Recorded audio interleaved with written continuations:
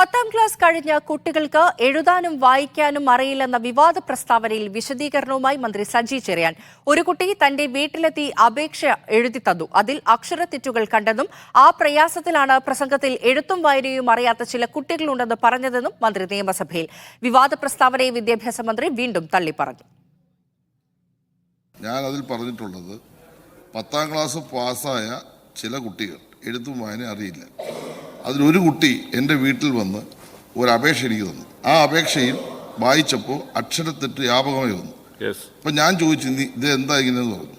അപ്പോൾ ഒരു പ്രയാസം മനസ്സിൽ തോന്നിയതുകൊണ്ട് ഞാൻ എൻ്റെ പ്രസംഗം പല കാര്യങ്ങൾ പറഞ്ഞ കൂട്ടത്തിൽ എൻ്റെ പ്രസംഗത്തിൽ ഞാൻ പറഞ്ഞു, എഴുത്തും വായന അറിയാത്ത കുട്ടികളുണ്ട് എന്ന ചില കുട്ടികളുണ്ട്. ഈ പരാമർശമാണ് നടത്തിയത്.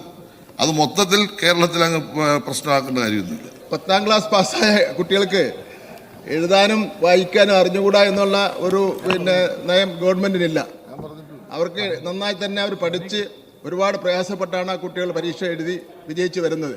അതുകൊണ്ടാണല്ലോ നമ്മുടെ ഗവൺമെന്റ് അങ്ങനെ പാസ്സായി വരുന്ന മുഴുവൻ കുട്ടികൾക്കും +1 പ്രവേശനം കിട്ടുന്നതിന് വേണ്ട നടപടി സ്വീകരിച്ചിട്ടുള്ളത്.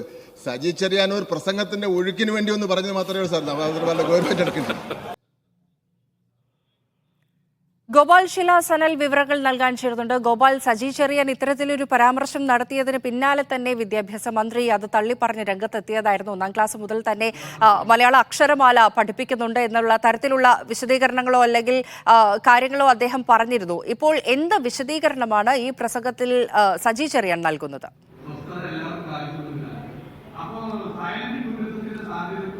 ഫാരിഷ, ഈ വിഷയം ഇന്ന് ചോദ്യമായി നിയമസഭയിൽ എത്തിയപ്പോഴാണ് വിദ്യാഭ്യാസ മന്ത്രി വി ശിവൻകുട്ടിയും മന്ത്രി സജി ചെറിയാനും രണ്ടു തരത്തിലുള്ള അഭിപ്രായ പ്രകടനങ്ങൾ നടത്തിയത്.